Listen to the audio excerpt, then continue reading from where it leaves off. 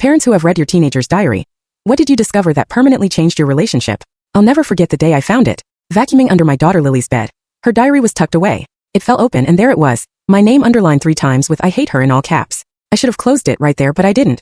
Lily at 16 had been distant, spending hours locked in her room. I thought it was just normal teen angst. But then I read about cutting, how she did it where no one would see, how the pain helped when everything felt too heavy.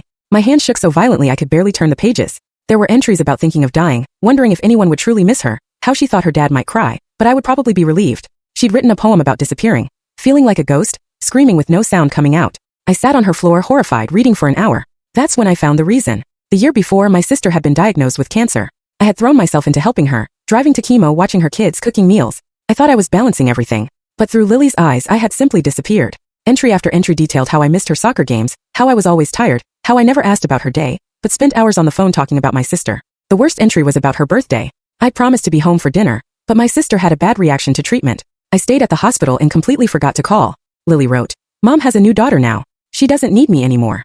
She described waiting all night with the birthday cake she'd made herself, sitting at the table, checking her phone every few minutes until at midnight, she blew out her own candles and went to bed. I closed the diary and carefully put it back. Then I went to my room and cried until I couldn't breathe. That night, I told my husband I realized how much I'd been neglecting Lily. I didn't tell him about the diary, just my realization. His eyes widened. He'd been waiting months for me to see what he'd been seeing. He just hugged me.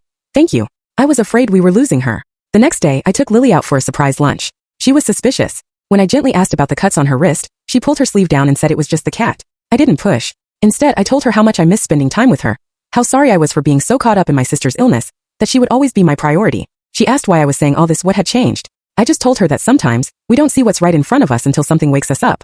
She didn't say much, but when I dropped her back at school, she hugged me for the first time in months. I started keeping my promises. I made it to her games. I limited my sister talks to after Lily's bedtime. I set up weekly mother-daughter outings that were sacred. Nothing could interrupt them. I found her old cake recipe and surprised her with it one night, just because, telling her I wanted a do-over of her birthday. She looked at me strangely but she smiled, a real smile. Her dad noticed the change almost immediately. He told me one night that he could hear her laughing again, that she'd started playing her music with the door open instead of locked inside with headphones. 3 months later, Lily left her diary open on her bed before leaving for school. I think she did it on purpose. The entry read, "Mom's back. I don't know what changed, but I'm glad." I found a new page where she crossed out her old poem and written a new one.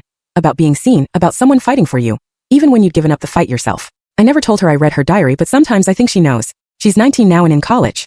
Last week she called just to check on me. Before hanging up she said, "Thanks for fighting for me back then, Mom."